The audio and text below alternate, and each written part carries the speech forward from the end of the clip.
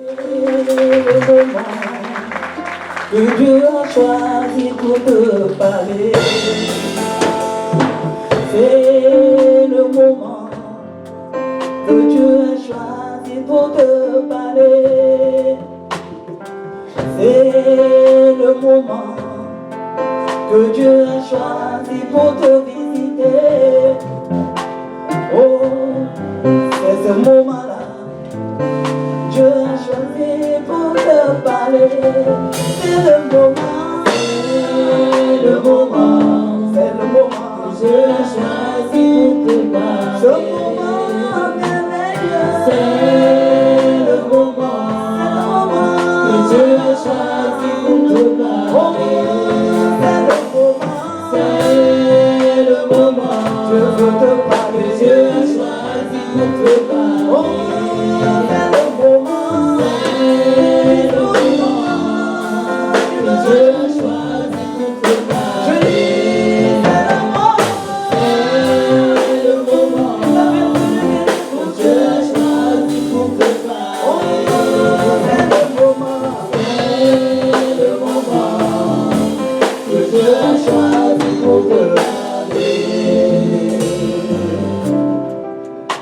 Bonjour à tous et soyez les bienvenus à ce rendez-vous du Seigneur. Je bénis le Seigneur pour l'occasion qu'il nous donne d'être ensemble pour partager ces instants-là.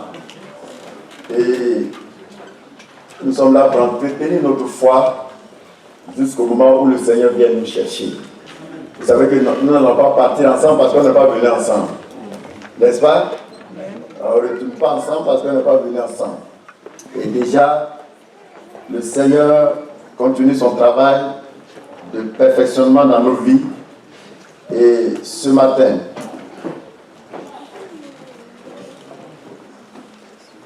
le message que le Seigneur nous donne a pour thème la plus grande exigence contenue dans la Bible. La plus grande exigence contenue dans la Bible. Sois attentif et fais comme un bon élève. Nous sommes ici à l'école de Dieu. Amen. On vient apprendre pour aller pratiquer. On vient apprendre pour aller pratiquer. Ici, on prend les cours. Au dehors, on passe à la phase d'exercice. Là-bas, c'est les devoirs. Et chaque fois on vient, le Seigneur nous instruit. Si tu as une mémoire qui oublie, il faut apprendre à prendre note.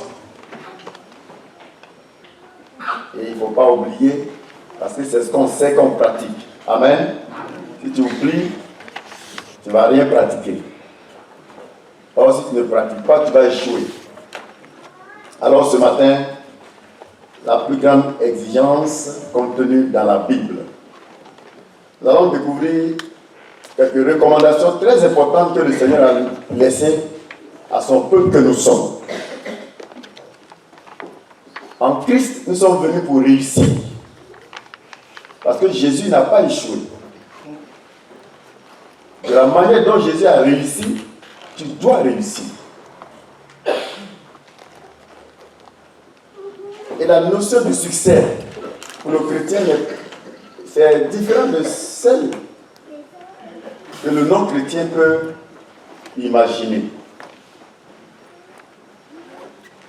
Pour le non-chrétien, réussir,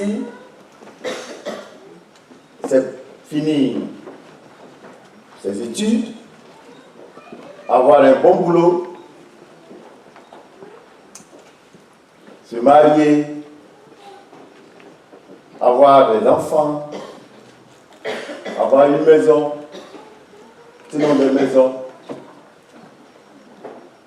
avoir un véhicule et tout ce qu'il faut pour vivre. Pour les non-chrétiens, quand toutes ces choses sont réunies, tu dis, mais ce monsieur a réussi. Et cette femme, elle a réussi.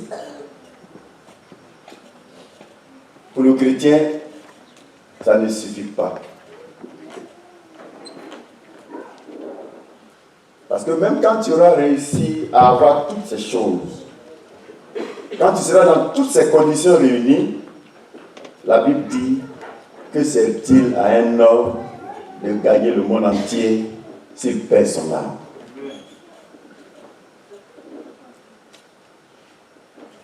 Tu t'es marié, tu as eu des enfants, tu as eu un bon boulot, tu as beaucoup d'argent, et puis demain tu vas en enfer. Ton séjour sur terre a été un échec. Un échec total parce que l'enfer c'est la poubelle du ciel. C'est ce qui n'a pas de valeur qu'on met à la poubelle. Qui va aller à la poubelle? Y a-t-il des candidats pour la poubelle ici?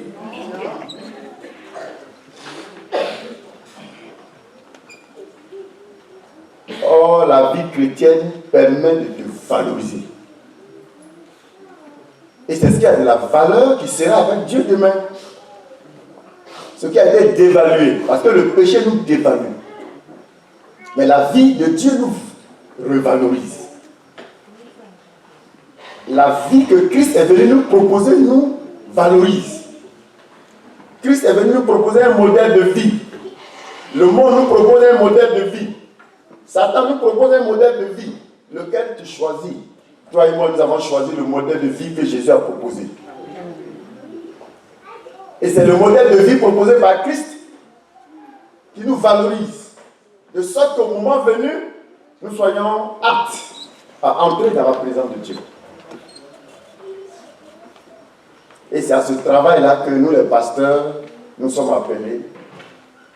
Quand nous parcourons le monde pour instruire, pour former, pour valoriser les femmes et les hommes, de sorte qu'au moment venu, tu puisses entrer tranquillement dans la présence éternelle de Dieu. Parce que là-bas, tu vivras dans la gloire éternellement. Amen.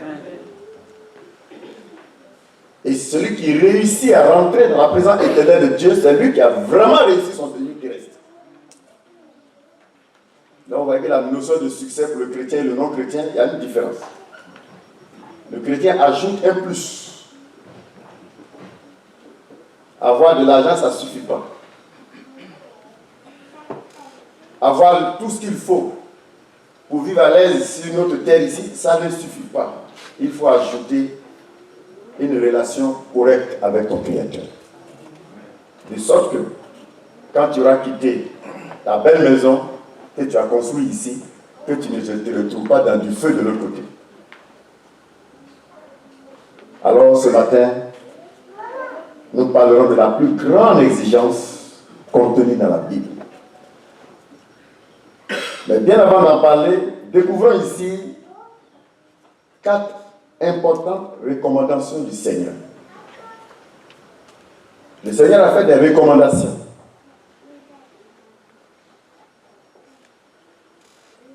Et la première recommandation que le Seigneur nous a laissée se trouve dans Matthieu 10, 38. Nous allons en prendre 4 ce matin. Matthieu 10, 38, pardon. Il est écrit ceci. Celui qui ne prend pas sa croix et ne me suit pas n'est pas digne de moi. Celui qui ne prend pas sa croix et ne me suit pas n'est pas digne de moi. Matthieu 10, 38. La première recommandation ici, c'est que le Seigneur demande à tous ses fidèles, à tous ceux qui croient en lui, de porter leur croix. Vous savez, ce n'est pas toutes les situations malheureuses, tous les problèmes qui arrivent, qui sont forcément du fait du diable. Quand Job a été attaqué, c'est le diable qui l'attaque. Mais c'était avec la permission de Dieu. Et Dieu permet certaines situations dans la vie de ses fidèles, de ses enfants. C'est des moments de purification, de formation. C'est pour t'amener à une autre étape. Quand vous êtes dans une classe, pour aller dans l'autre classe, on fait une évaluation. Avec des épreuves. On évalue avec des épreuves. Vous êtes en seconde, vous devez aller en première, vous êtes au CM2, vous devez aller en 6e. Il y a toujours des épreuves.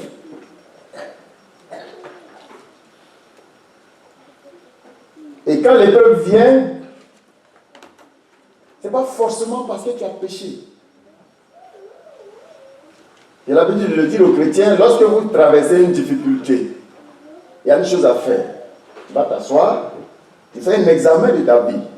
Si tu constates que tu as péché, il se pourrait que l'épreuve que tu traverses soit la conséquence donc de ton péché. Car il est décrit, le salaire du péché, c'est la mort. La mort, c'est la souffrance. Quand on pêche, il y a une conséquence, il y a une souffrance qui peut venir. Mais quand tu as examiné ta vie, tu n'as pas péché, il n'y a pas quelque chose de ce genre, et que la situation perdure, il se pourrait que ce soit une épreuve venue de la part de Dieu. Mais heureusement, il a dit, il ne permettra pas d'épreuve qui surpasse nos forces. Dieu ne nous cherche pas à nous écraser. Mais certaines épreuves permettent de nous évaluer. Quel est le type de foi que tu manifestes? Est-ce que la foi qui est en toi permettra peut permettre ton salut? La foi, c'est comme une pirogue dans laquelle vous montez, vous traversez un fleuve, par exemple. Si la pirogue est percée, qu'est-ce qui va se passer? Le fleuve va rentrer, la pirogue va noyer. Et c'est votre foi qui vous transporte. C'est comme un véhicule, vous êtes assis dedans. Si le véhicule n'est pas en bon état, vous n'allez pas arriver à la destination. C'est pourquoi les épreuves, certaines situations viennent pour nous tester. Tu dis aux gens, tu crois là. C'est l'épreuve qui va prouver. À travers l'épreuve, on saura si vraiment tu crois. C'est dans les épreuves qu'on découvre les vrais chrétiens et les faux chrétiens. Il y en a qui dansent parce que ce matin, ils ont quelques euros dans leur poche. Il a un peu d'argent dans un compte quelque part. Il se dit, bon, demain, cette semaine, moi, j'ai de quoi manger, la maison est payée, bon, la foi est là. Mais quand il constate qu'il n'y a rien dans la poche, il n'y a rien dans le compte, le cœur est triste. Alors à l'église, oh, je suis fatigué. Tu es fatigué d'aller à la source.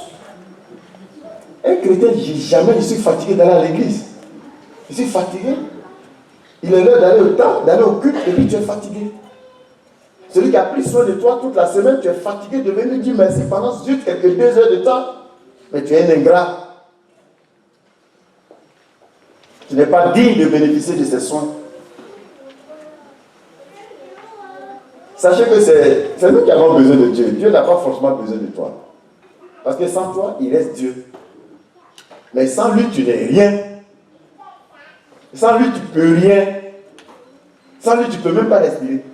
Sans lui, tu ne peux même pas réfléchir. Sans lui, tu ne peux même pas lever ton bras. Il y a des gens comme toi, ils ne peuvent pas lever leur bras ce matin. Il y en a qui ne peuvent pas soulever le pied. Il y en a qui tu peux le soulever. C'est par l'action de Dieu que tu peux soulever le pied comme ça. Oui. Et celui qui fait tout ça en toi, tu oses dire, je suis fatigué, je ne peux pas venir à l'église parce que j'ai trop travaillé. Qui t'a accompagné au travail pendant la semaine? C'est lui. Si tu es fatigué, il va t'enlever. Il va te rendre incapable de soulever ton bras, ton pied, et tu n'iras plus au travail. Comme ça, tu ne seras plus fatigué. Tu seras plus fatigué de venir l'adorer. C'est d'être ingrat que de ne pas se donner le temps le dimanche matin pour venir dire merci au Seigneur. Les difficultés qui peuvent être dans la vie, ce n'est pas forcément du fait du diable. Ça peut être la conséquence de toi-même, tes comportements. Ça peut être le diable qui est en train d'agir. Ça peut être aussi Dieu qui t'éprouve. Et il ne faudrait pas qu'une difficulté nous empêche d'être agréable à Dieu. C'est pourquoi il a dit que chacun porte sa croix. On a vu Jésus, les gens sont en train de le frapper avec un bois sur lui. Ils l'ont mis sur une croix. Il a dit à son père, délivre-moi. Il dit non, il faut partir mourir. C'était la volonté de Dieu, mais ce n'est pas sa volonté. C'était la volonté de Dieu que Jésus meure. C'était un moment quand Jésus a dit à son père de changer le programme. Il dit non, il faut que tu meurs. Tu dois mourir. Il dit tu dois mourir. S'il n'était pas moi, toi et moi, on ne serait pas là. Une des recommandations, que chacun porte sa croix.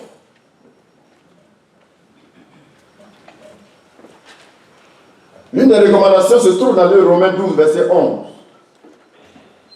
Romains chapitre 12, le verset 11, où le Seigneur nous dit ceci. Il dit, ayez du zèle et non de la paresse. Soyez fervents d'esprit, servez le Seigneur. L'une des recommandations, c'est que nous servions Dieu. Dieu voudrait que tu le serves. Il te fait la recommandation. Parce que tu es né pour servir. Il t'a appelé dans sa maison pour servir. C'est pas bon que quelqu'un vienne dans la maison de Dieu, année après année, tu es là les bras croisés, tu viens, tu pries, tu vas chez toi à la maison, tu viens, tu pries, tu vas... Non. Tu es là pour servir. Servir, c'est se mettre à la disposition d'eux. Tu es là pour te mettre à la disposition des hommes. Or, servir Dieu, c'est servir les hommes. Parce que Dieu, tu ne le verras pas t'asseoir sur une table et puis toi, tu dis, bon, je te donne tel verre, je te donne telle cuillère. Non, tu ne le verras pas comme ça. Les hommes que tu sers de Dieu, tu sers comme ça. Je sers Dieu parce que je me mets à ta disposition. Tu sers Dieu parce que tu te mets à la disposition des autres. Et le Seigneur nous recommande de le servir. Vous allez remarquer que quand vous rendez service à quelqu'un, souvent même la personne, avant de vous dire merci, dit, oh Seigneur, merci. C'est pas ça? Avant de tourner vers vous, dit, monsieur, mon frère, merci. Parce que Dieu t'a utilisé comme un instrument, comme un canal, pour satisfaire le besoin de l'autre. Dieu prend soin de l'homme à travers l'homme. Dieu bénit l'homme à travers l'homme. Voilà comment Dieu travaille. Maintenant, quand toi tu refuses d'être un instrument de Dieu, pour être utile aux autres, tu n'as pas de raison d'être. On ne sait pas pourquoi tu es venu sur la terre ici. On peut te demander, tu es venu chercher quoi? À manger seulement. Le Seigneur nous dit dans ce passage, il nous recommande ceci. Ayez du zèle et non de la paresse. Dieu recommande que, en tant que chrétien, le Seigneur nous recommande de maintenir le zèle. Hier tu étais chaud, aujourd'hui tu es devenu froid à cause de certaines épreuves. Ce n'est pas normal. Ce n'est pas normal. Dieu te recommande de maintenir le zèle. Il dit ayez du zèle. C'est une recommandation. Ayez du zèle. Ne te laisse pas refroidir. Parce que le diable, lui, il fera tout pour te refroidir. Il va susciter des circonstances pour te refroidir. Or, si tu es froid, il va te vomir. Si tu es tiède, il va te vomir. Il dit d'être chaud. Il dit d'être chaud. Il nous recommande donc, il dit ayez du zèle et non de la paresse. Soyez fervents d'esprit. Soyez fervents d'esprit. La ferveur, c'est un amour ardent. Maintenir la chaleur spirituelle. Tu as dit non, c'est un tel qui fait que je suis devenu froid comme ça. Non. Il ne faut pas accuser quelqu'un pour justifier ta position. Nous tous on a attaqué, nous tous on a combattu. N'est-il pas écrit malheur à la terre et à la mer car le diable est descendu vers vous, plein de quoi? Plein de joie? Colère. C'est pas la joie? Le diable est venu vers nous plein de colère. Il prend l'homme pour attaquer l'homme. Lui aussi, c'est comme ça qu'il fait. Il prend l'homme pour nuire à l'homme. Quand on dit les sorciers, ce n'est pas des hommes. Quand on dit le brigand, ce n'est pas un homme. Quand on dit l'adultère, ce n'est pas un homme. Mais le diable l'utilise pour nuire. Le diable utilise l'homme pour te parler mal, pour te frustrer, pour te négliger, pour te piétiner. Le diable prend l'homme pour attaquer l'homme. Tu ne verras jamais, on dit voilà Satan qui est assis derrière deux cornes. Tu ne vas pas le voir comme ça. Il prend l'homme pour attaquer l'homme, il prend l'homme pour frustrer l'homme. Il prend l'homme pour nuire à l'homme. Mais toi, tu dois comprendre que toutes ces choses, si malgré les attaques, malgré les frustrations, malgré toutes ces épreuves qui sont devant toi, si malgré toutes ces choses, tu maintiens le zèle, tu maintiens la chaleur spirituelle. Toutes ces choses sont la preuve de ta foi et de ta maturité. Il faut faire preuve de maturité. Il ne faut pas faire comme les bébés gâtés. Tous les jours, on doit aller te voir, pardon. Il ne faut pas considérer ça pardon, il faut venir à l'église, pardon. Tu ne vas pas aller au ciel.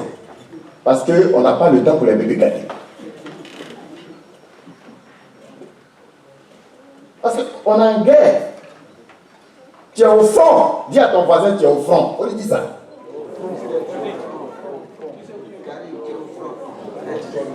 Nous sommes au front. Et nous avons devant nous les puissants des ténèbres. Avez-vous déjà vu un soldat au front et puis il joue bébé gâté là-bas? Quand il y a une balle qui passe, ça vient des enfants, et puis il coupe en vers celui qui coordonne sa troupe. Il dit, il y a une balle qui vient de survoler ma tête. C'est comme ça que ça se passe là-bas? Non. Si tu t'amuses, tu tombes là-bas. Et puis allez, on va t'enterrer. La guerre continue.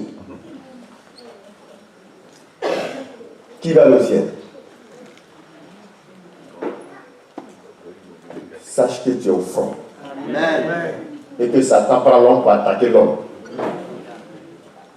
Satan prend l'homme pour frustrer l'homme. Satan prend l'homme pour blesser l'homme. L'objectif qu'il vise là, c'est de t'éjecter de la maison de Dieu. C'est de te chasser du règne de Dieu. Maintenant, si tu te laisses faire, c'est toi qui seras chassé et c'est toi qui vas perdre. Et puis, non, on va aller au ciel. Parce que moi, je ne me bats pour partir. Nous tous, on nous attaque. Si il te raconte pour moi la tu as dit, et puis tu es là encore.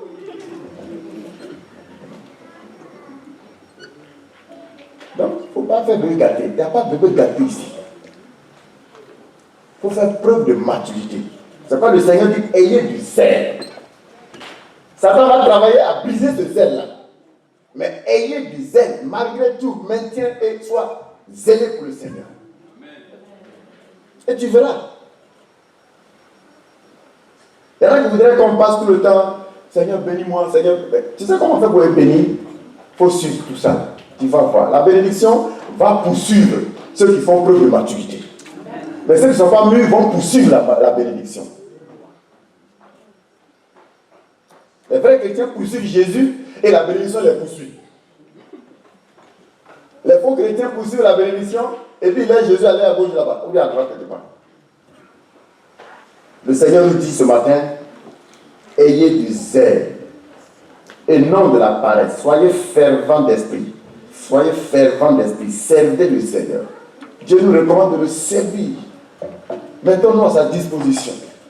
Continuez de servir, de servir. Soyez un serviteur. Et pour servir, il faut avoir une mentalité de serviteur. Il y a la mentalité du serviteur. Plusieurs sont des boss, des patrons. Mais Dieu nous appelle à être des serviteurs.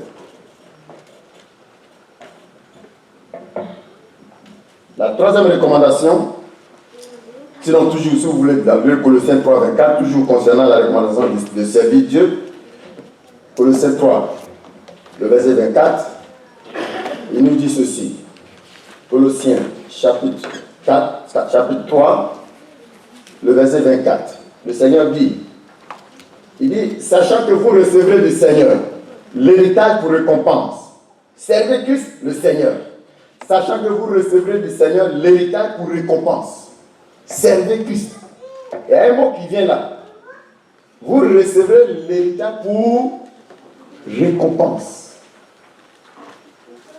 Est-ce qu'on récompense un faiblard? On récompense ceux qui ont vraiment travaillé. La récompense est pour ceux qui ont travaillé, pour ceux qui ont servi. Donc si tu ne veux rien faire dans la maison de Dieu, si tu ne veux pas servir, si tu ne veux pas te mettre à la disposition des autres, tu n'auras pas de récompense. Je pense qu'au ciel, chacun voudrait être dans les meilleures conditions. Notre Père spirituel nous a enseigné qu'au ciel, il y a 3 niveaux. C'est pas ça? Il y a 3 niveaux. Comme si on prenait l'exemple de notre monde, Il y a la classe moyenne, il y a la basse classe et la haute classe. Qui voudrait être dans la haute classe au ciel? C'est vrai? Amen. Si tu veux la haute classe, tu dois servir plus. Tu dois t'humilier plus.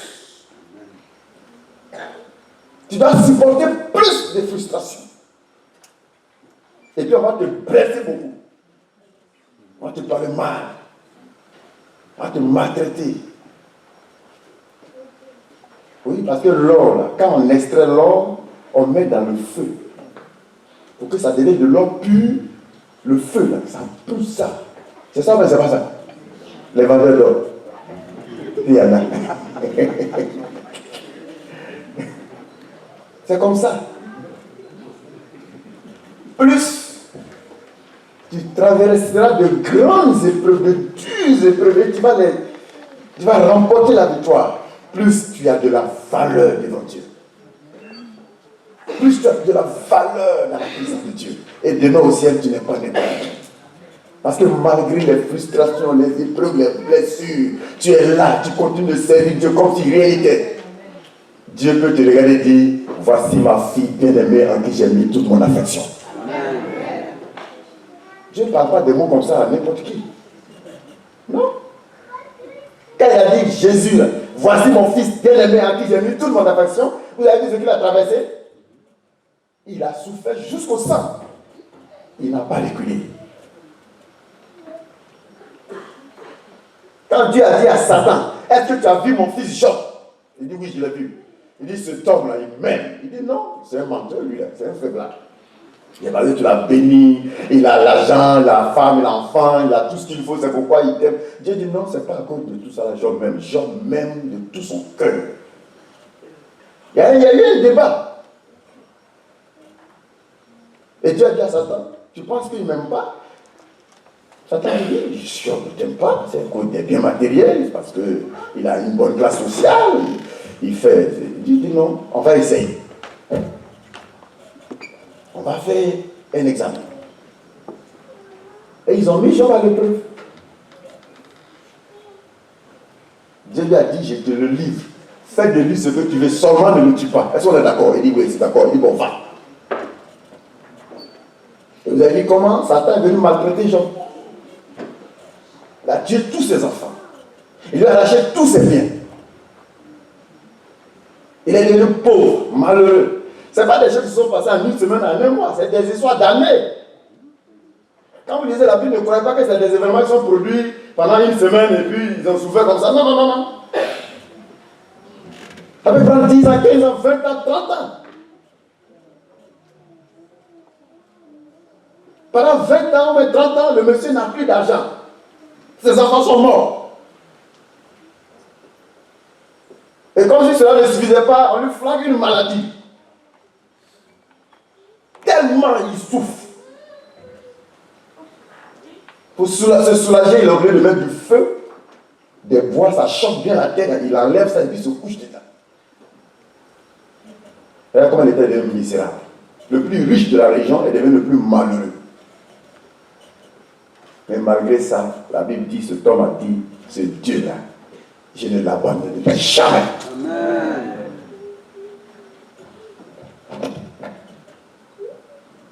Dieu a rappelé Satan et dit, viens ici. Il dit, il a dit quoi? Et le monsieur là, ce n'est pas à cause d'un bien matériel lui-même. Or, beaucoup de gens viennent à l'église à cause des biens matériels. Il dit, ce n'est pas à cause de protection, il est derrière moi.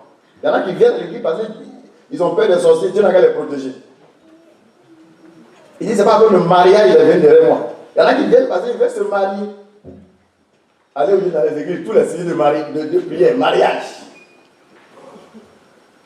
Partout. Il y en a qui prient, je veux voyager. Et ils ne voyaient pas parler vers l'Afrique. Ils voyaient vous venir, vers ici. Vous venez vers l'Europe comme s'ils avaient au paradis. Vous voyez les gens qui meurent dans l'eau, ça fait pitié. Dieu bénit les gens partout. J'ai porté une veste là, j'ai payé ça à Paris ici. Hein? Et on va là-bas aussi chez nous.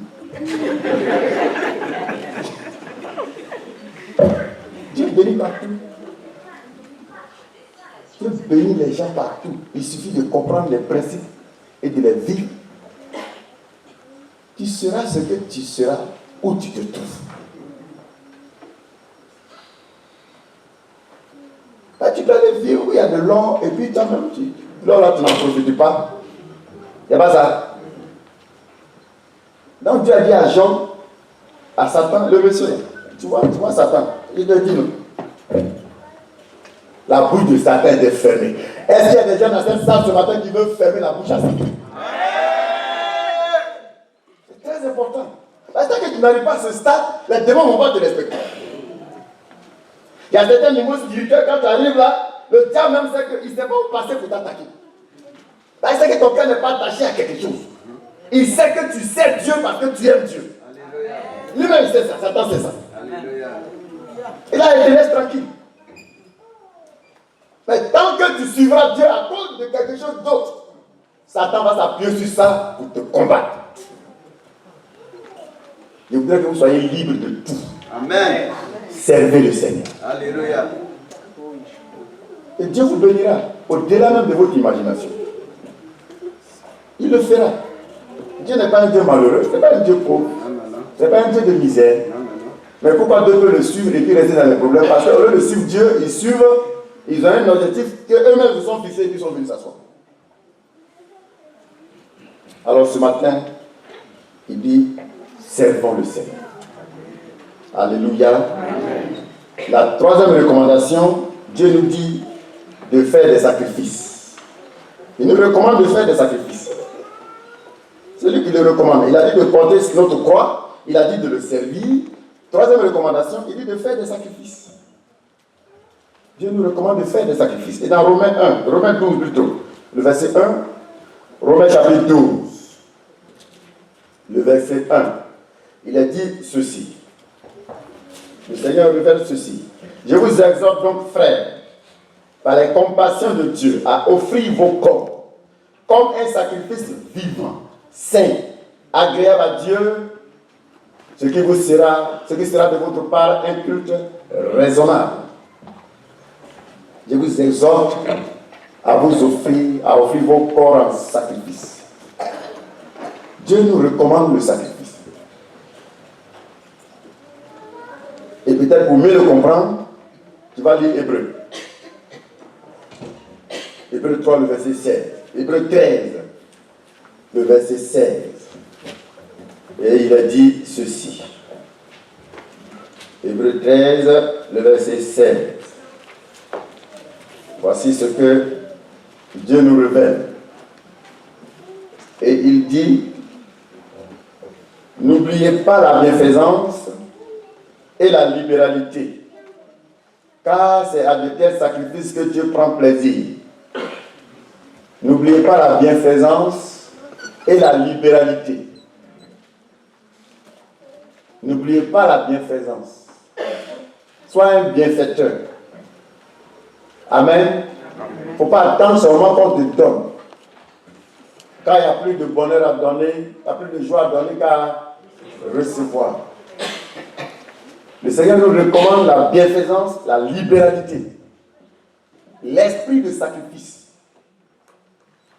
Si Christ avait refusé de sacrifier, on ne serait pas ici. Si Abraham avait refusé de sacrifier son fils, il ne serait pas appelé le père de la foi. Le Seigneur te recommande de faire des sacrifices à travers la libéralité, à travers la bienfaisance. Il faut que souvent quelqu'un prenne son téléphone pour t'appeler, pour dire, hey frère, merci pour hier. Merci pour ce que tu as fait pour moi hier. Il y a des gens, quelqu'un ne les appelle jamais pour leur dire merci. Là, tu ne rends jamais service à quelqu'un.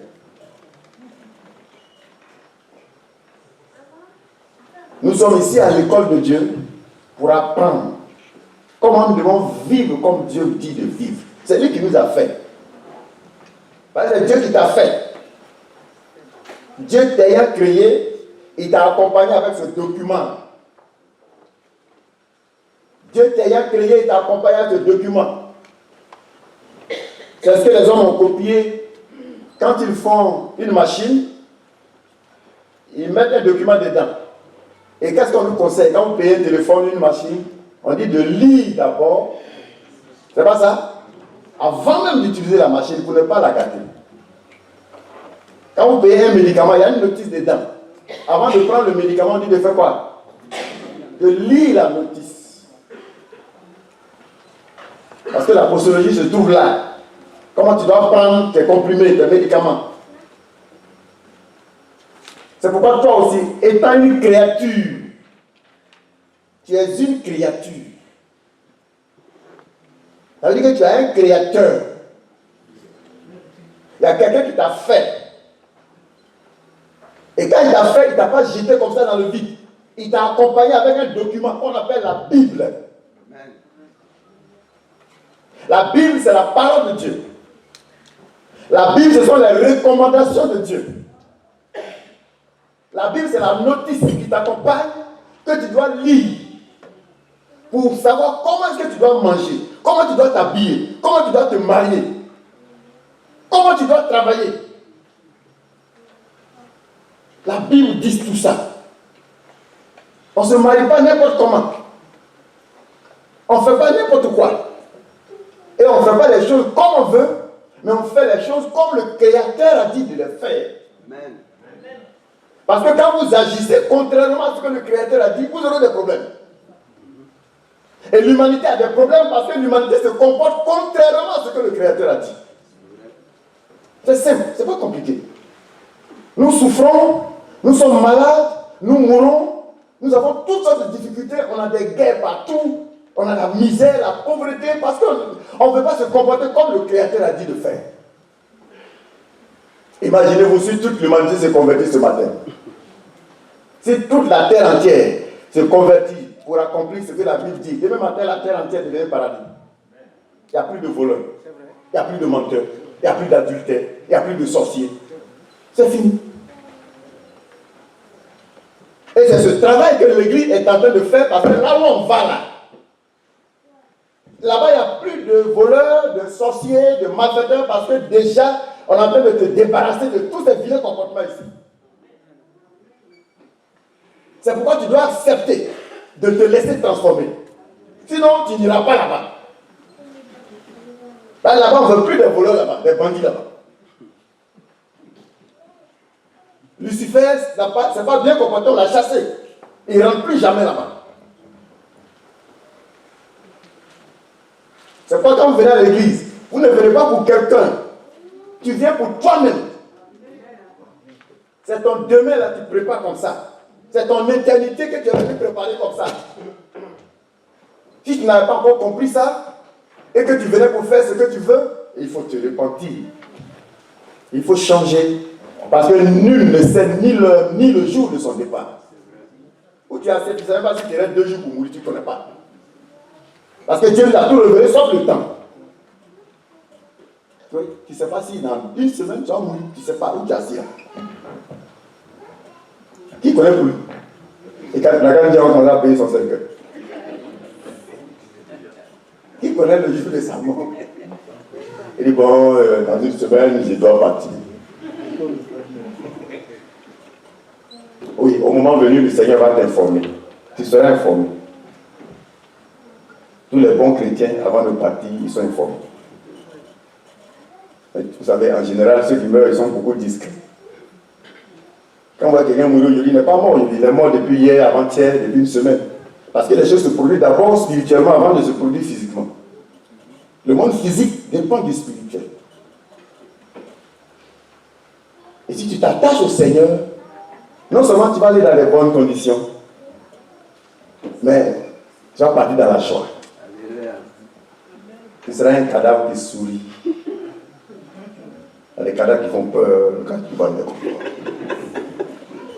Son visage fait peur, les vilaines images qu'il a laissées. Il veut sourire en partant. Il sourit, il dit là-bas. La Bible dit de sacrifier. Amen. Apprends à faire du bien. Apprends à sacrifier. Donnez-la, ce n'est pas jeter. le bienfait n'est jamais perdu. C'est pas ça? Le bienfait là, c'est jamais perdu. Ce que tu sais, c'est ce que tu récoltes dans 1 an, dans 2 ans, dans une semaine, dans combien d'années? C'est comme ça la vie.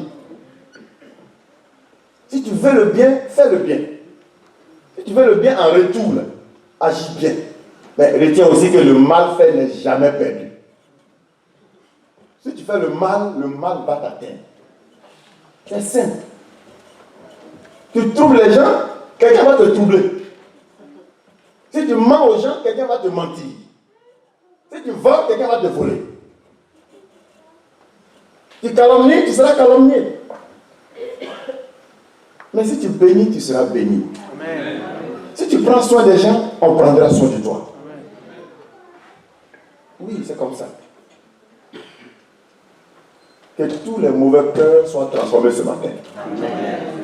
Et par la grâce de Dieu, la bénédiction, la paix, la santé, la grâce que tu cherches, tu l'obtiendras. Amen. Car la Bible est le mode de vie que Dieu nous propose. La Bible est le mode de vie que Dieu nous propose. C'est lui qui nous a créés, ce n'est pas Satan qui nous a créés. Ce n'est pas le monde qui nous a créés. Et souvent quand tu te comportes comme la Bible dit de se comporter, quand les gens te voient, on dit, mais comment tu te comportes comme ça? Comment tu t'habilles comme ça? Tu n'es pas à la page. Et là quand tu portes une voile sur ta tête comme une vieille femme, tu n'es pas à la page. Mais il faut porter les habits serrés comme des pédophiles. Il faut se comporter comme... Non, toi, tu n'es pas à la page, tu n'es pas à la page. Parce que tu te comportes bien. Quelqu'un te dit que tu n'es pas à la page. Il faut lui demander, mon frère, tu es à quelle page?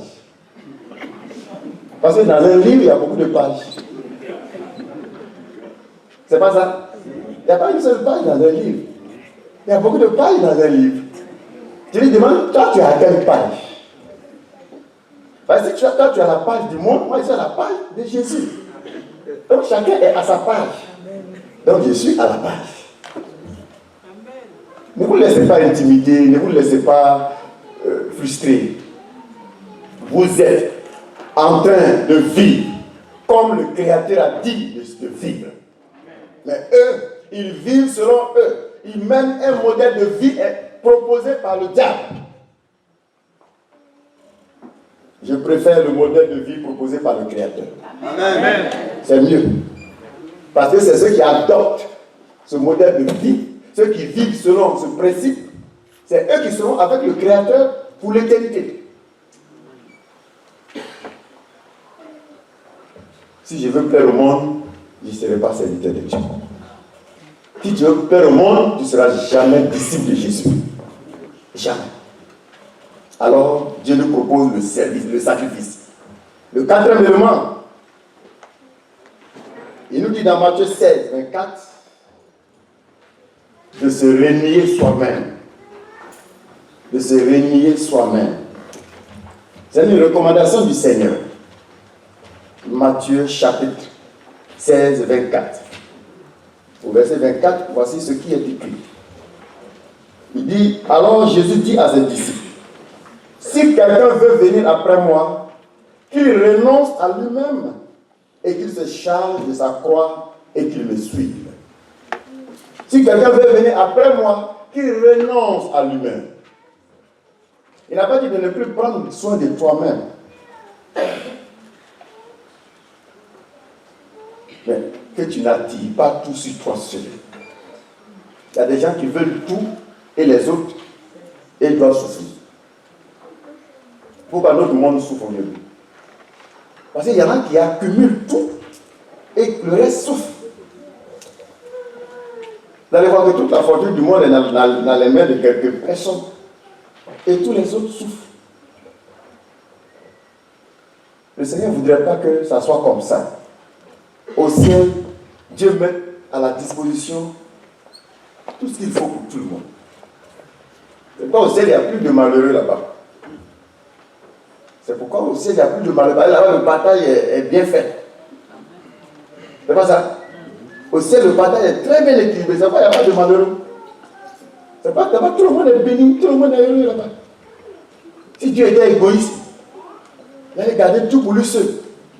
Vous avez vu Jésus, malgré sa fortune, sa richesse, sa gloire, pendant 33 ans, il a quitté son trône pour venir vivre nos réalités. Pour venir partager avec nous sa parole, pour nous enrichir. Parce qu'en fait, la parole de Dieu nous enrichit. Elle nous apprend à vivre. Elle nous apprend à marcher comme Dieu le veut. Et finalement, on est béni. Et pour l'éternité, on est béni. Et Dieu voudrait qu'on ait un cœur comme lui. Jésus a renoncé à lui-même. Depuis quand vous avez vu un président aller à la croix pour son peuple. Le président là, il parle, il motive le peuple, mais quand ça chauffe là, ils font quoi? Ils fuient. Ils fuient ou ils ne fuient pas? Ils fuient. Jésus n'a pas fui. Jésus n'a pas fui. Parce que Satan a su que le salut se trouvait en lui. Satan a su que le bonheur se trouvait en lui. Satan a su que la joie, la paix de toute l'humanité se trouvait en lui. Et s'il avait fui, nous tous on avait perdu. C'est pas qu'à le chercher là. Il y a un qui s'est levé pour le défendre. Il dit non, on ne fait pas comme ça. Il dit qui vous cherchez? Vous cherchez qui? Celui que vous cherchez là, c'est moi. Quand il a dit simplement, mais vous cherchez qui? Eux tous sont tombés. C'est-à-dire qu'il avait les moyens de se défendre. C'est pas ça? Le simple fait de dire qui cherchez-vous? Tous les soldats sont tombés. Tout simplement. Quand Jésus a dit qui cherchez-vous? Toute l'armée était à terre. Mais il s'est laissé prendre. Parce qu'il voulait partager sa gloire avec toi. Il s'est laissé prendre. Parce que tu étais destiné à l'enfer. S'il ne se laissait pas prendre, ta destinée n'avait pas changé. Il s'est laissé prendre. Et finalement, il a été crucifié. Et désormais, en lui, nous avons la paix. En lui, nous avons la délivrance. En lui, nous avons la joie. En lui, nous avons le bonheur. En lui, nous avons l'éternité. Oh, c'est formidable d'être en ce Jésus. C'est pourquoi il a dit, comme lui, il a renoncé à lui-même pour servir les autres. Comme il a renoncé à lui-même pour être utile aux autres, nous aussi faisons de même. Faisons de même. Ne pense pas à toi seul. Il y en a qui pensent seulement à eux, seulement, c'est pourquoi même l'offrande, il ne peut pas faire. Il se dit que si je fais l'offrande, ça diminue mon argent. Si je donne la dîme, ça diminue mon argent. Mais quand tu fais comme ça, ça veut dire que tu n'es pas prêt à renoncer à toi-même. J'avais un frère comme ça quelque part. C'était aux États-Unis, j'ai prié pour lui, on l'a aidé. Et il a eu un bon boulot. Au début, il payait la dîme. Et plus il progressait dans son travail, le salaire montait. Il gagnait beaucoup de dollars. Et un jour, il constate qu'il ne paye plus la dîme. Et il a appelé, il dit, mais qu'est-ce qui se passe? Il dit, mais pasteur, j'ai un problème. Ma dîme, quand je calcule maintenant, c'est devenu beaucoup. Il dit, c'est devenu beaucoup. Je n'arrive pas, c'est beaucoup. Si elle me donne tout ça à Dieu, mais c'est beaucoup. Donc, il lui dit, bon, donc il va prier, on va diminuer. On va aller dans le sens contraire. Es-tu d'accord? Il dit, ah non, non. Quand les gens ont des problèmes, ils courent derrière les pasteurs. Oh, pasteur, il faut prier pour moi. Et quand on commence à évoluer, on ne voit plus le pasteur. Nous vous enrichissons. Est-ce que vous savez ça? Si c'était à l'université, le cours que vous recevez ce matin, tu vas payer sa chair. Mais ici, c'est cadeau. C'est des richesses que tu as fait recevoir. Et éternellement. Si tu veux la bénédiction, il faut s'aimer. Il faut servir. Il faut se disposer. Il faut sacrifier. Et tu seras béni. Ne pense pas comme ce frère. Alors, si tu penses comme ça, Dieu connaît tes pensées. La Bible dit quoi? Si tu n'as pas été fidèle dans les petites choses, tu ne pourras pas être fidèle dans les grandes choses. Alors le Seigneur nous recommande de porter notre croix, de le servir, de faire des sacrifices, de se renier soi-même. Mais ça ne sera pas tout ce matin. Voilà 4 recommandations très importantes que Dieu nous donne. Ça vient de lui, n'est-ce pas? Mais il y a une 5e plus importante. Il y a une 5e plus importante. C'est pourquoi cette 5e sera la plus grande exigence contenue dans la Bible. La plus grande exigence contenue dans la Bible. Voilà 4 recommandations importantes. Vous voyez que c'est important. C'est important de servir, c'est important de sacrifier, c'est important de se renier soi-même, c'est important de porter sa croix. Mais une 4e, et une 5e va être la plus importante dans toute la Bible. Et la plus grande des choses que Dieu demande à l'homme, c'est d'obéir. L'obéissance. Vous savez que beaucoup de gens ont des difficultés pour obéir. Parce que celui qui obéit devient malléable. Et il va grandir. Il va aller à la perfection. Satan a peur des gens qui obéissent. Les démons ont peur des gens qui obéissent. Et il n'y a plus de place en enfer pour ceux qui obéissent. Il dit, il n'y a plus de place en enfer pour ceux qui obéissent à Dieu. Il n'y a plus de place pour toi là-bas si tu arrives à obéir au Seigneur. Parce que on peut porter sa croix en murmurant. Jésus pouvait avoir la croix et puis il est en train d'insulter les gens gauche à droite. C'est pas ça? Oui, même à la croix, il pouvait dire, oh, vous là, allez là-bas, vous êtes mauvais. Et puis il pouvait insulter les gens pendant qu'il les suspend et puis il les insulte. Mais vous êtes méchants. Et puis il les suspend sur le bois.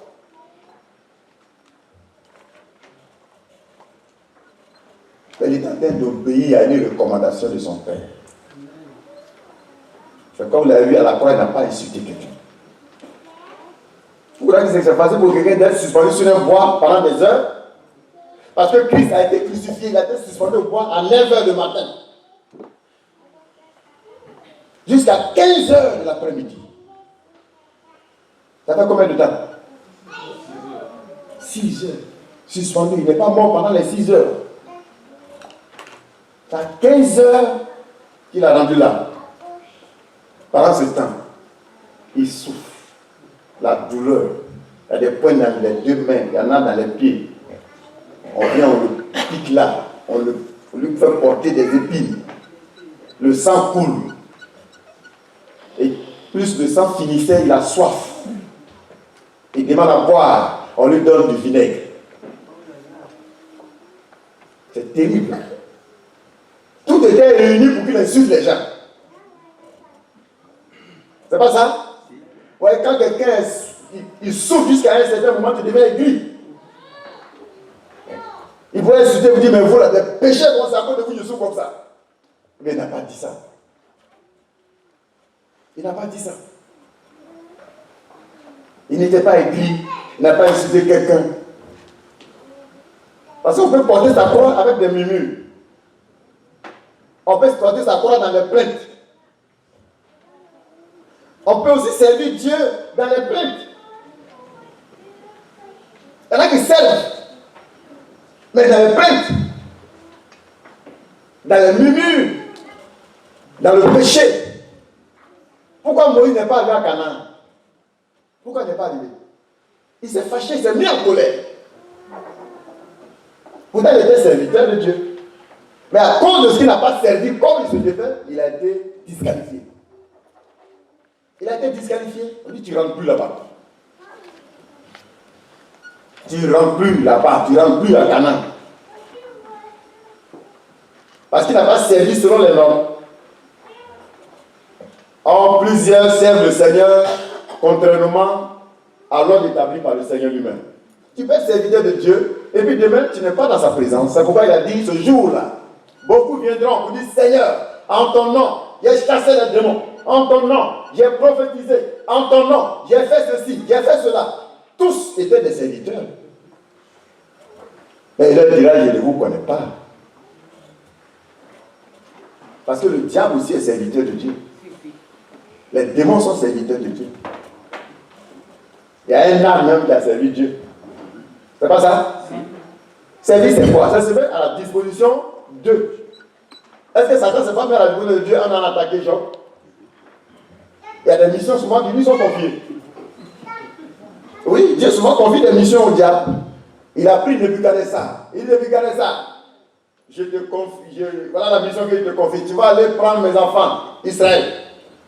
Tu vas les déporter à Babylone. Pendant 70 ans. Tu vas les maltraiter. Ceux qui ne veulent pas partir, tue-les. Et il a dit, Nebuchadnezzar, mon serviteur.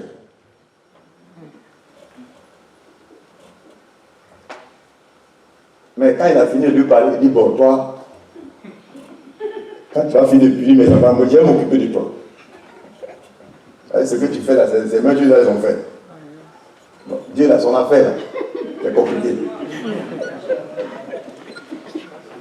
C'est quoi, quand tu viens à l'église, il faut bien venir. Sinon, au lieu de venir prendre bénédiction, tu vas venir prendre malheur pour partir. Affaire de Dieu, là, on ne vient pas pour jouer. La chose la plus sérieuse sur la terre ici, c'est l'église. Il n'y a pas plus. Ce n'est pas ton travail qui est plus sérieux, non.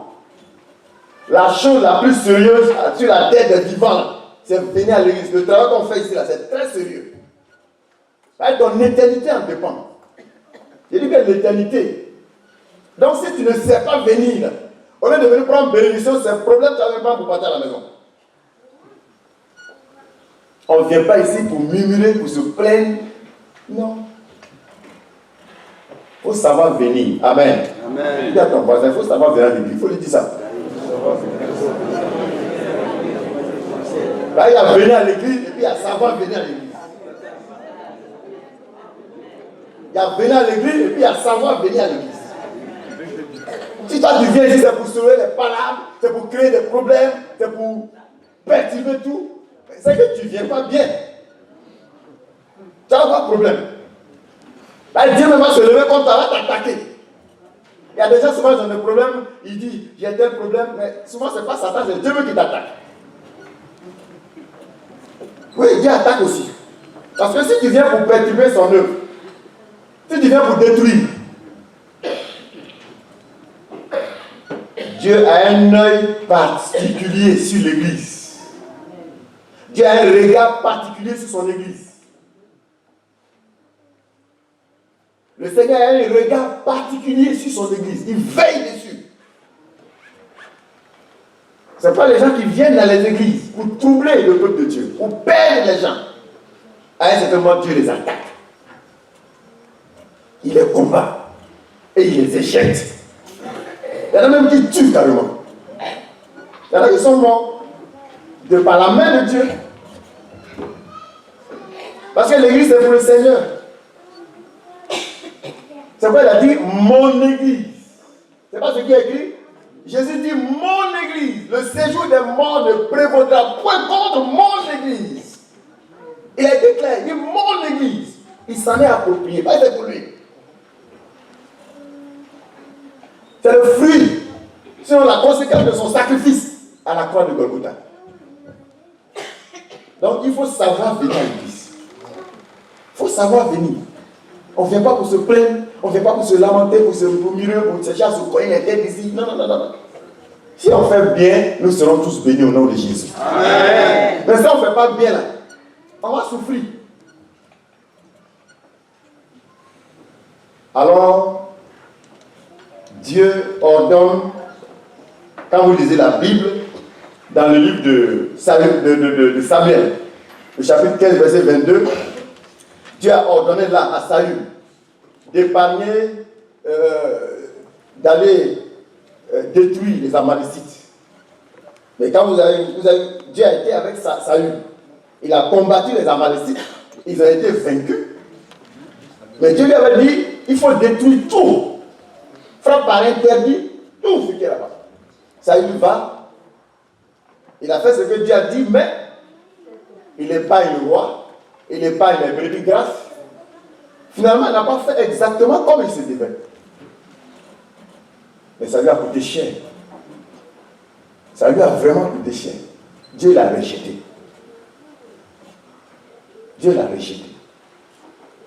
Et il lui a dit dans le livre de Samuel 15, 1 Samuel 15, 22, il lui a dit que l'obéissance vaut mieux que les sacrifices. Donc je vous disais tout à l'heure, le Seigneur a ordonné de faire des sacrifices. Mais il est en train de te dire que l'obéissance vaut mieux que le sacrifice. Il faut sacrifier dans l'obéissance. Il faut servir dans l'obéissance. Il faut renier à soi-même dans l'obéissance. Il faut porter sa croix dans l'obéissance.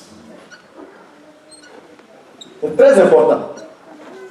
Il ne faut pas dire, oh, je porte ma croix. Mais je fais beaucoup de sacrifices à l'église. Tant même c'est moi qui ai construit ça. Tu peux construire 10 temples et puis tu vas en enfer. Tu peux construire 10 temples et Dieu n'est pas avec toi. Même quand tu viens donner la dîme, fais-le dans l'obéissance. Avec humilité de cœur. Avec la joie de le faire. Viens à l'église dans l'obéissance. L'obéissance, Dieu nous la recommande. Disons Hébreux 3, 16 à 19. Hébreux 3. Hébreux, le chapitre 3. Le verset 16 à 19. Il est écrit ceci. Qui furent en effet ceux qui se révoltèrent après l'avoir entendu, sinon tous ceux qui étaient sortis d'Égypte sous la conduite de Moïse. Et contre qui furent-ils irrités pendant 40 ans, sinon contre ceux qui péchaient et dont les cadavres tombaient dans le désert. Et qui jura-t-il? À qui jura-t-il qu'il n'entrerait pas dans son repos, sinon à ceux qui avaient désobéi? Aussi voyons-nous qu'ils ne purent entrer à cause de leur incrédulité. Qu'ils ne purent entrer à cause de leur incrédulité. Ils ont entendu la voix de Dieu pendant 40 ans. Ils n'ont pas obéi. Celui qui n'obéit pas est incrédule. Celui qui vit dans la désobéissance à la parole de Dieu est un incrédule. Quand tu fais ce que tu veux, contrairement à ce qui est écrit dans la Bible, tout simplement tu es un incrédule. Parce que c'est comme si tu ne mesures pas le danger qui est devant toi.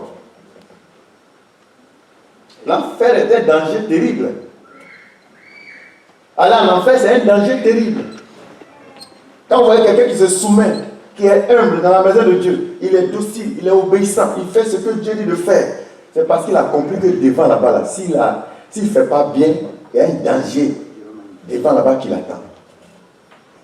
Donc en se cachant, il se soumet à la parole de Dieu. L'obéissance à Dieu est une belle cachette pour toi. En obéissant à Dieu, cette obéissance constitue pour toi une cachette où les démons ne peuvent plus t'atteindre. En obéissant à Dieu, cette obéissance constitue pour toi une cachette où la malédiction ne peut plus t'atteindre. En obéissant à Dieu, cette obéissance constitue pour toi une cachette où l'échec ne peut plus t'atteindre. En obéissant à Dieu, cette obéissance constitue pour toi une cachette où se trouve la bénédiction que tu cherchais. C'est pourquoi Dieu dit d'obéir et que l'obéissance vaut mieux que tout. Ça vaut mieux que tout. Elle vaut mieux même plus que les sacrifices. Vous pouvez lire aussi le psaume 8, le psaume 95, verset 8 à 11. Vous pouvez le lire, je vois à la maison. L'obéissance de Jésus à Gethsemane a été pour nous un bel exemple. On va lire cela dans Jean et puis terminer. Jean 18. Jean chapitre 18. Le verset 10 à 11. Jean 18, 10 à 11. Jean 18. 10 à 11. Simon-Pierre, qui avait une épée, la tira, frappa le serviteur du souverain sacrificateur et lui coupa l'oreille droite. Ce serviteur s'appelait Macuche. Jésus dit à Pierre, remets ton épée dans le fourreau. Ne boirai-je pas la coupe que le Père m'a donnée à boire? Ne boirai-je pas la coupe que le Père m'a donnée à boire? Non seulement lui-même pouvait se défendre, non seulement il y a eu ses disciples qui ont commencé à prendre sa défense, il dit non. L'épreuve qui est là, il doit passer par là. C'est un chemin obligatoire. C'est un passage obligatoire. N'arrête pas ma bénédiction. N'arrête pas la bénédiction de l'humanité. Écoutez-moi. Quand Joseph, tout petit, quand Dieu lui a dit tu seras grand, le chemin qu'il a parcouru pour devenir grand, là, c'est comme ça on devient grand. Hein? On dit tu seras grand. Mais on a vu Joseph devenir esclave, on l'a vendu. Il s'est retrouvé à l'étranger. Et comme cela ne suffisait pas, il se retrouve carrément en prison. Pourtant, on lui a dit tu vas devenir grand. C'est comme ça qu'on devient grand. Vous allez constater que Joseph, même en esclavage chez Potiphar, il a refusé de commettre adultère. Parce qu'il sait que s'il le faisait, ça va changer l'ordre des choses. Il faut savoir approcher Dieu. Il faut savoir venir dans la maison de Dieu. Dieu on le cherche, mais il faut savoir le chercher.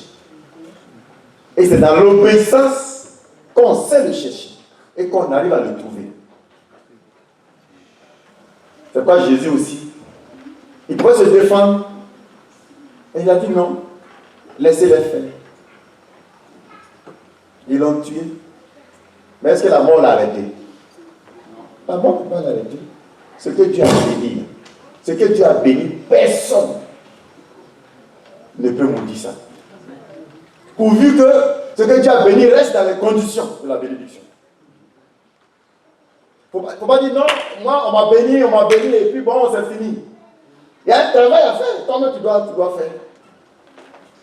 Reste dans l'obéissance, reste dans l'humilité, et tu vas grandir, tu vas grandir, tu vas grandir et tu vas grandir. Tu vas évoluer, tu vas prospérer, tu vas aller de l'avant davantage. Une seule chose t'est recommandée ce matin, l'obéissance d'abord. Cela est important car le principe de base n'est pas de choisir la croix, mais bien d'obéir à la volonté de Dieu. Si le principe en vertu duquel nous travaillons ou servons Dieu laisse une place à la rébellion, à la désobéissance, Satan gagnera de la gloire quand bien même nous irons jusqu'au sacrifice. Quand bien même nous irons jusqu'au sacrifice. On peut servir Dieu selon un principe satanique. On peut servir Dieu selon un principe démoniaque. C'est-à-dire faire ce qu'on veut et continuer de servir Dieu.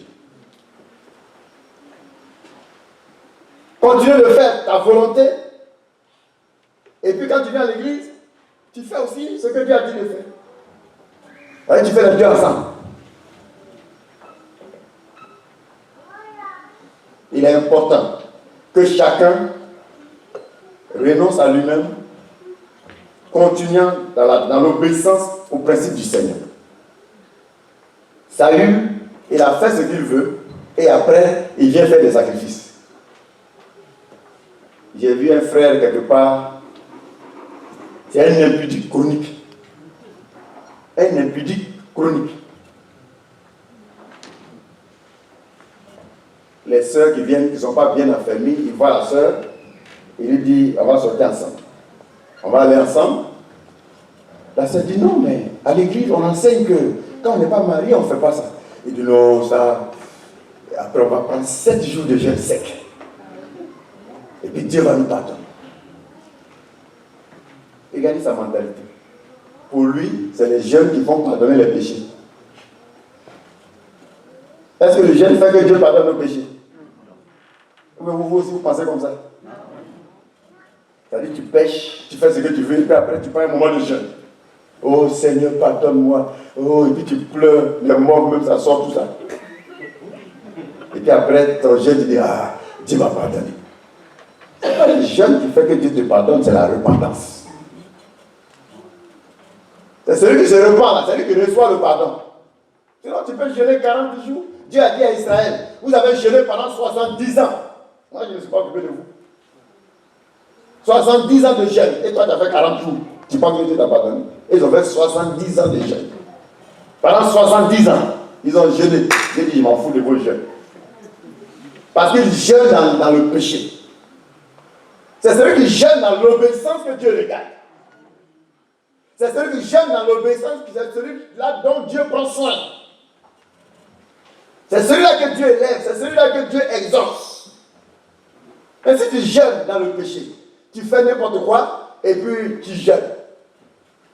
On appelle ça grève de faim. Et beaucoup de gens font des grèves de faim. Ce n'est pas des jeûnes. Alors, n'adorons pas Dieu, ne servons pas Dieu selon un principe satanique. Amen. Ne le faisons pas ainsi. Il existe deux grandes réalités dans l'univers. La foi dans le salut de Dieu et l'obéissance à son autorité. La foi dans le salut de Dieu et l'obéissance à son autorité. Ce sont ces deux grandes réalités qui existent dans l'univers tout entier. La foi dans son salut. Et toi et moi, nous avons déjà cette foi en le salut de Dieu. Nous croyons en ce salut. N'est-ce pas? Amen. Il y a une autre chose à ajouter, c'est l'obéissance à son autorité. Obéissons à l'autorité de notre Seigneur. Et puis c'est fini. Tout simplement, croire et obéir. Croire et obéir. Voilà les deux grandes réalités que Dieu met devant nous. Croire et obéir. On ne croit pas et puis on reste dans la désobéissance. Parce que Satan aussi croit. Les démons croient jusqu'à ils tremblent. C'est pas ça? La Bible dit que les démons croient. Ils croient que Dieu existe. Et même ils étaient aussi là-bas. Et toi tu es parti là-bas. Et ils étaient là-bas. On les a chassés. Donc ils ont vu là-bas. Et ils croient. Ils croient. Mais ils n'obéissent pas à l'autorité de Dieu. Voilà le problème. Donc ne soyons pas comme les démons. Nous croyons, mais on ne veut pas se soumettre à l'autorité de Dieu. Ne faisons pas comme ça. Que Dieu vous bénisse. Amen. Et que sa grâce soit avec vous au nom de Jésus. Amen.